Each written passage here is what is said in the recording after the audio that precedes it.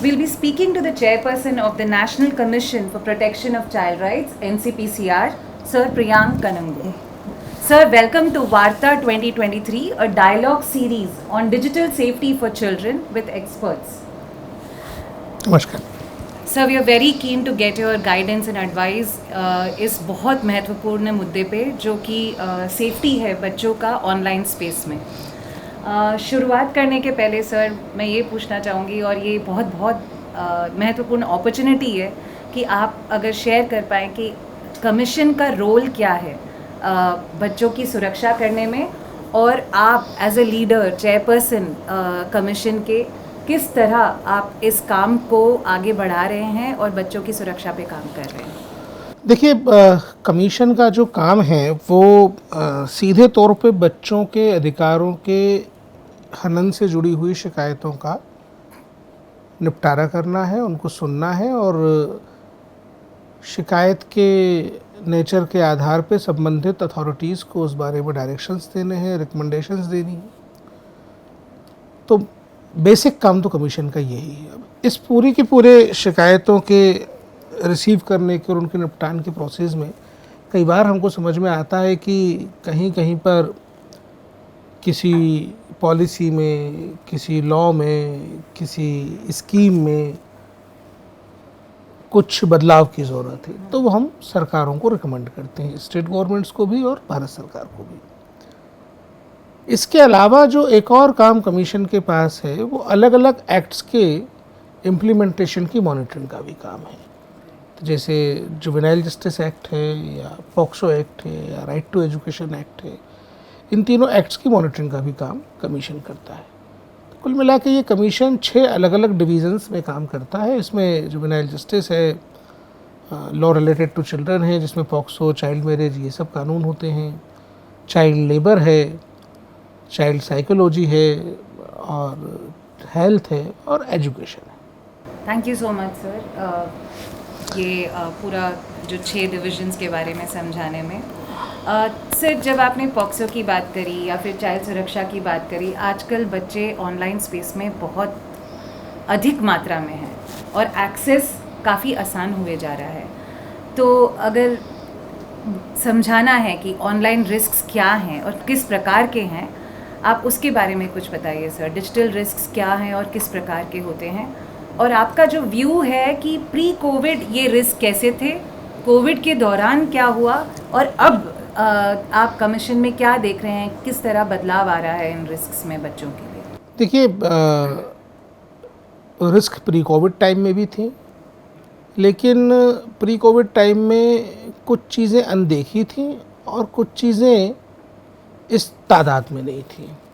Covid के दौरान बच्चों का मोबाइल फ़ोन्स को यूज़ करना या डिजिटल डिवाइसेस को यूज़ करना, इंटरनेट को यूज़ करना समाज में बहुत ही सामान्य रूप से स्वीकृत हो गया. कोविड के पहले जहां घंटे निर्धारित किए जाते थे, जहां बच्चों को एक्सेस रिस्ट्रिक्टेड होता था परिवार की तरफ से, वो कोविड के समय बंद हो गया. और कोविड के बाद हमको इसके परिणाम सामने देखने को आ रहे हैं. आज की तारीख में सोशल मीडिया या दूसरे तरीके की इंटरनेट स्पेसेस में जो बच्चे हैं, अधिकांश मामलों में वो बच्चे वल्नरेबल हैं. वल्नरेबल इसलिए हैं क्योंकि वो किसी सुपरविज़न के अंदर नहीं है. एक बहुत सामान्य सी बात है कि जब बच्चे घर में होते हैं या स्कूल में होते हैं, घर में अगर माता पिता उनको सुपरवाइज़ कर रहे होते हैं तो उनको पता होता है कि वो घर से निकले हैं, खेल के मैदान में गए हैं, पार्क में गए हैं तो किसके साथ गए हैं, अगर वो स्कूल गए हैं तो किसके साथ गए हैं, कोई ऑटो रिक्शा है, कोई बस है. घर वाले अक्सर कोशिश करते हैं पूछने की बच्चों से कि टिफ़िन में क्या खाया, किसके साथ टिफ़िन शेयर किया.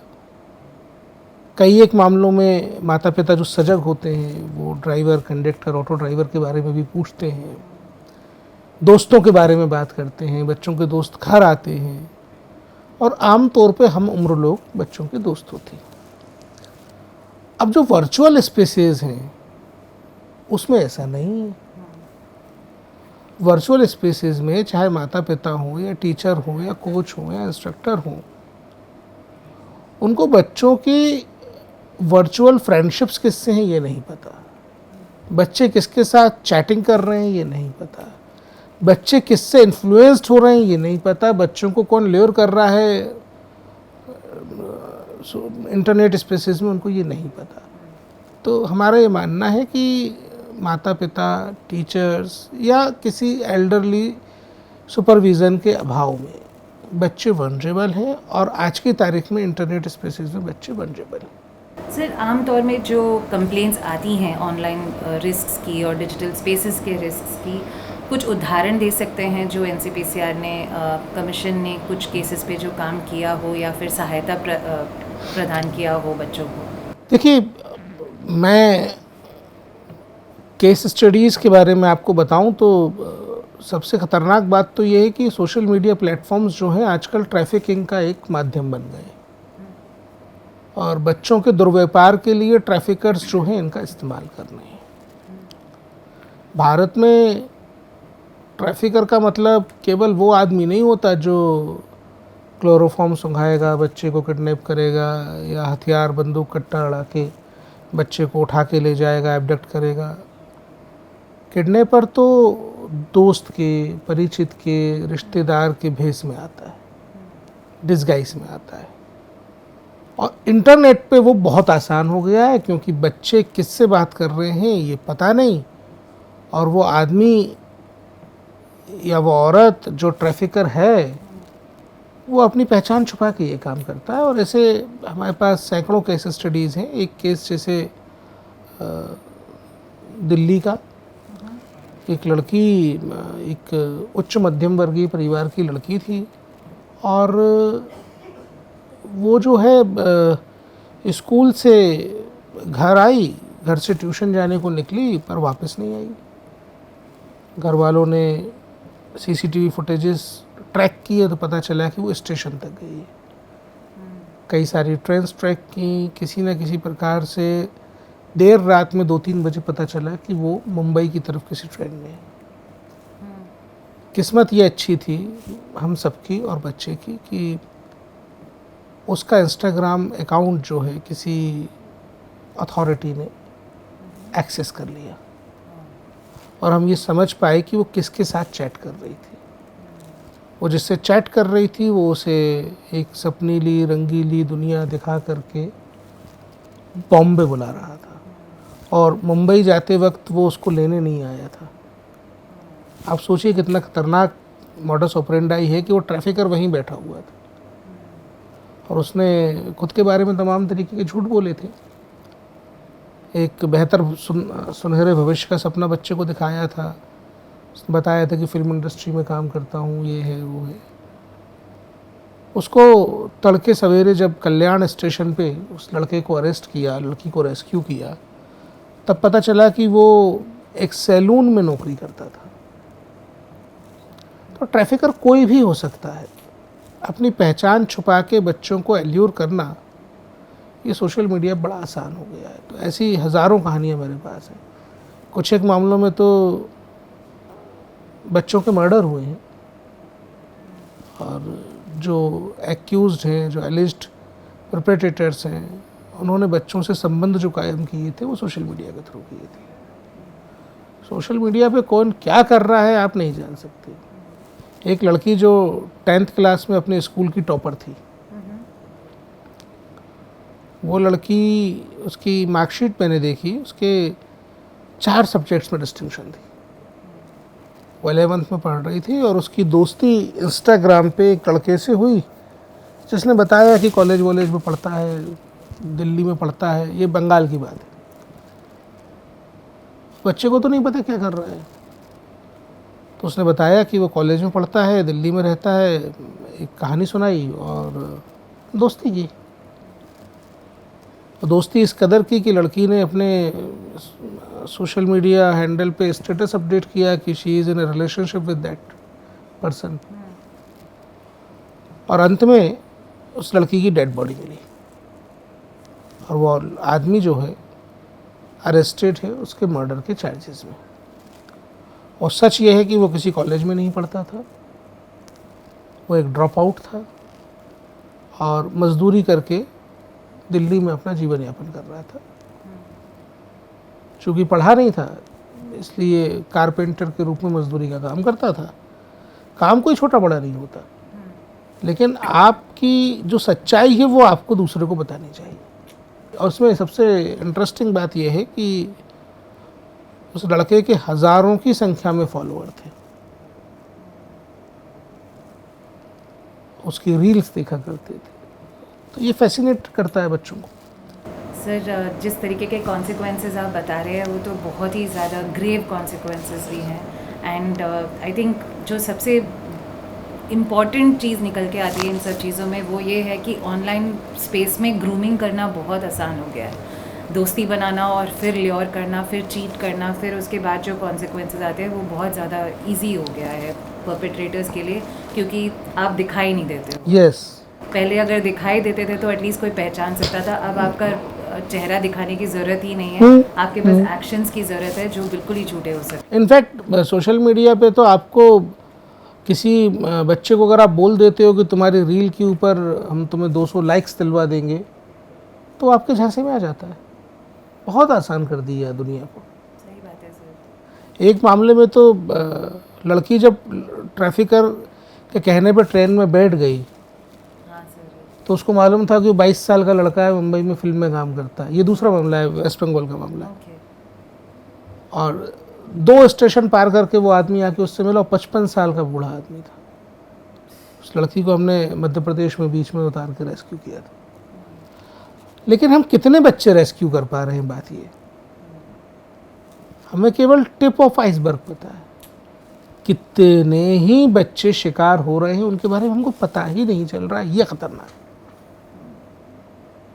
तो जितना खतरनाक हम सोशल मीडिया को या इंटरनेट स्पेसेस को समझ रहे हैं, वो उससे कहीं ज़्यादा खतरनाक है। वॉल्यूम बहुत ज़्यादा है सर, सही बात है सर। इसी पॉइंट पे एक बहुत ज़रूरी सवाल आता है कि मतलब जब अगर इतनी सारी चीज़ें हो रही हैं, बच्चों की सुरक्षा पे काम करना है, तो कमीशन और गवर्नमेंट के कैसे रिसोर्सेज और कौन से रिसोर्सेज या गाइडलाइंस हैं जो पेरेंट्स या बच्चों को देखना चाहिए, जिससे कि उनको एब्सोल्यूट गाइडेंस मिल सके कि उनको क्या करना चाहिए, क्या नहीं करना चाहिए।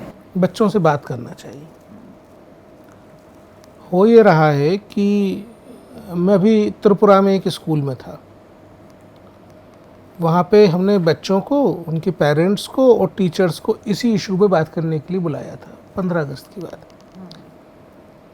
मैंने बच्चों के माता पिता से पूछा किस किस के सोशल मीडिया अकाउंट्स हैं, तो सारी माँओं के थे, लगभग 70-80%। टीचर्स से पूछा, टीचर बोला हमारे तो हैं पर हम बच्चों के नहीं बनाने देते। बच्चों को कॉन्फिडेंस में लेके पूछा, सारे बच्चों के थे। तो हो ये रहा है कि माँ बाप को ये नहीं पता कि बच्चे इंटरनेट पे क्या कर रहे हैं, बच्चों को ये नहीं पता कि माँ बाप इंटरनेट पे क्या कर रहे हैं। टीचर्स ये मान के चल रहे हैं कि बच्चे तो कुछ कर ही नहीं रहे। ये खतरनाक है। तो बच्चों से बात करिए, उनको कॉन्फिडेंस में लीजिए, पुलिसिंग मत करिए, उनके साथ दोस्ती करिए। और ऐसा नहीं है कि मेट्रोज़ में ये प्रॉब्लम हो, टायर 2, टायर 3 सिटीज़ देख लीजिए, गांव देख लीजिए, देहात देख लीजिए। हमारा जो फैमिली टाइम था वो तो इंटरनेट ले गया। तो बच्चों से बात करना बहुत ज़रूरी है, बात करना शुरू करनी पड़ेगी। सही बात है सर। सर, एक बहुत बढ़िया मैनुअल बनाया है एनसीपीसीआर ने, साइबर सेफ्टी मैनुअल, जो रिसोर्स है आपका ऑनलाइन। स्कूल्स को उसको किस तरीके से यूज़ करना चाहिए सर? देखिए, एक स्कूल सेफ्टी मैनुअल में पूरा का पूरा पार्ट है साइबर सेफ्टी का। स्कूल्स को अपने टीचर्स को उस पर सेंसिटाइज करना चाहिए और टीचर्स को उसका बेटर इम्प्लीमेंटेशन हो, इसके लिए बच्चों से उस पर बात करनी चाहिए। तो स्कूल, टीचर, बच्चे तीनों मिलकर के उस मैनुअल का प्रॉपर इम्प्लीमेंटेशन करें, सेफ्टी ऑडिट करें, अपना खुद के फ़ोन का सेफ्टी ऑडिट करें कि बच्चों को करना चाहिए। वो चेक करें कि उनने एक्सेस ब्लॉक किया हुआ कि नहीं अपने अकाउंट्स पे, वो चेक करें कि उनको अनवांटेड रिक्वेस्ट तो नहीं आ रही हैं। तो ये सब चीज़ें होना बहुत ज़रूरी है। चर्चा करना ज़रूरी है और सेफ स्पेसेस क्रिएट करना ज़रूरी है जहाँ पे बच्चे अपनी इश्यूज़ को शेयर कर पाएँ, वो बहुत ज़रूरी है। सर, एक इंटरनेट पे इतनी सारी चीज़ें हो रही है, लेकिन एक चीज़ तो है कि इंटरनेट का एक्सेस इम्पॉर्टेंट है और वो बंद तो होने नहीं वाला है, बट उसी तरह बच्चों की सुरक्षा करना उससे ज़्यादा महत्वपूर्ण है। इसका अगर संतुलन बना के रखना है तो बच्चों के लिए आप क्या एडवाइस करेंगे, और इंडस्ट्रीज़ जो बच्चों के साथ काम कर रही हैं या फिर सर्विसेज प्रोवाइड कर रही हैं, वो कैसे ये संतुलन बना के रख सकती हैं? KYC सारे के सारे इंडस्ट्री वाले, चाहे वो डेटिंग ऐप हो या वो सोशल मीडिया इंटरमीडिएट्स हों या वो इंटरनेट सर्विस प्रोवाइडर्स हों, KYC करना बहुत ज़रूरी है। आपका कनेक्शन एक बच्चा यूज़ कर रहा है, ये आपको सबसे पहले मालूम होना चाहिए। हम कार ड्राइव करते हैं, जो हमारे पास परमानेंट लाइसेंस नहीं होता, लर्निंग लाइसेंस होता है, तो हम एल बोर्ड लगाते हैं ना। तो बच्चे अगर इंटरनेट यूज़ कर रहे हैं तो एल बोर्ड लगाना बहुत ज़रूरी है। KYC करिए, एल बोर्ड लगाइए, वो ज़रूरी है। सर, KYC के साथ साथ एक और क्वेश्चन आ जाता है कि मतलब उनकी प्रिवेसी कैसे प्रोटेक्ट करें। अब डेटा प्रोटेक्शन बिल पास हुआ है 20। डेटा प्रोटेक्शन बिल साफ साफ बोल रहे हैं। आप बच्चों के माता पिता के साथ अगर बच्चों के बारे में जानकारी शेयर कर रहे हैं तो उसमें प्राइवेसी कहाँ ब्रीच होती है? आप किसी थर्ड पार्टी को क्यों दे रहे हैं? लेकिन बच्चों के माता पिता के साथ उनके कनेक्शन को लिंक कर दीजिए, दे शुड नो। देखिए, व्यवस्थाएं जो हैं, बाजार, परिवार और सरकार, किसके हाथ में छोड़ना हमको तय करना है। आप परिवार को सशक्त कर दीजिए, बाजार कंट्रोल में रहेगा। तो सरकार का जो काम है वो सबको फैसिलिटेट करना है, सरकार वो कर रही है। लेकिन अगर नियंत्रण बाजार का आ गया तो परिवार कमज़ोर हो जाएगा। तो परिवार जहाँ कमज़ोर होगा वहाँ बच्चों का सुरक्षा खतरे में आ जाएगी। सर, इसी के साथ एक ऐड ऑन क्वेश्चन है कि इंडस्ट्री जो सोशल मीडिया हो या एडटेक हो या गेमिंग, जो बच्चों के साथ डायरेक्टली इनडायरेक्टली सर्विसेज प्रोवाइड करते हैं, उनको किस प्रकार के कंप्लायंस और स्टैंडर्ड्स मेंटेन करना ज़रूरी है? बिकॉज आधा तो काम इग्नोरेंस में ही चलता है सर। देखिए, आप हमारे पास एक बढ़िया डाटा प्रोटेक्शन बिल है, करेक्ट, तो उसकी पूरी कंप्लायंस करना बहुत ज़रूरी है। अपने ग्रीवियांस ऑफिसर्स बनाइए, वो इन्फॉर्मेशन सरकार को देना बहुत ज़रूरी है। जो सरकार ने नियम, कानून, व्यवस्थाएं बनाई हैं, उनका एक एक अक्षर का पालन करिए, वो आपके लिए मैंडेटरी है। वो करेंगे तो आप सेफ एनवायरनमेंट क्रिएट कर पाएंगे। सर, स्पेस टू ग्रो से जब हम लोग ट्रेनिंग्स भी करते हैं या फिर बहुत सारी संस्थाएं जब ट्रेनिंग करती हैं डिजिटल सेफ्टी की, एक मुद्दा आता है कि अगर एक्चुअली डिजिटल रिस्क फेस होता है बच्चों को तो उनको क्या करना चाहिए। Sir, as a chairperson, you are the right person to share कि कहाँ पे कांटेक्ट करना चाहिए और किससे कांटेक्ट करना। Nearest police station, immediately police को इन्फॉर्म करिए। देखिए, अगर कोई क्राइम कमिट हुआ है तो आप, या क्राइम कमिट होने वाला है, और ख़ासतौर पर बच्चों के मामले में, तो जिसको भी जानकारी लगती है उसको इमीडिएटली पुलिस को ही बताना चाहिए। हाँ, किसी मामले में अगर पुलिस ना सुने तो स्टेट के कमीशंस हैं, नेशनल कमीशन है, हम इसीलिए हमको बताइए। सर, पॉक्सो ई-बॉक्स का डायरेक्ट इस्तेमाल किया जा सकता है क्या? डेफिनेटली, पॉक्सो ई-बॉक्स पे जो सेक्सुअल एब्यूज से रिलेटेड कंप्लेंट है वो पॉक्सो ई-बॉक्स पे की जा सकती है। ई बाल निदान कमीशन का एक ग्रीवियांस पोर्टल है, उस पर शिकायत की जा सकती है। ncpcr.gov.in हमारी वेबसाइट है, उस पर शिकायत की जा सकती है। तो देयर आर मल्टीपल चैनल्स जहाँ आप शिकायत कर सकते हैं। सर, आपने जैसे बोला डेटा प्रोटेक्शन बिल बहुत फॉरवर्ड लुकिंग बिल पास हुआ है अभी, और उसमें चाइल्ड राइट्स लेंस से भी बहुत सारी चीज़ें आई हैं, बट अगर उसको संक्षिप्त में अगर आप बता सकें कि मतलब चाइल्ड राइट्स के लिए क्या स्पेसिफिक चीज़ें हैं जो हम ध्यान में रख सकते हैं डेटा प्रोटेक्शन बिल में? देखिए, डेटा प्रोटेक्शन बिल में चाइल्ड राइट्स की बातें आना अपने आप में आप जैसे एक्टिविस्ट की सफलता है। तो इसके बेटर इम्प्लीमेंटेशन के लिए, जैसे प्राइवेसी की बात हुई, तो इसके बेटर इम्प्लीमेंटेशन के लिए अब बहुत ज़रूरी आपकी जिम्मेदारी है कि आप लोग नए बिल के अकॉर्डिंग स्कूल्स को, एडटेक्स को, अथॉरिटीज़ को सेंसिटाइज करें, साइबर सेफ्टी ऑडिट्स कराएं बच्चों के लिए। फिर जो वायलेशन निकल के आते हैं, डेटा प्रोटेक्शन बिल ने हमको टूल दिया ना कि अब आप ग्रीवियंस को रजिस्टर कर सकते हो, ग्रीवियंस के बारे में अब आप रिपोर्ट कर सकते हो, तो वो करना शुरू करना चाहिए।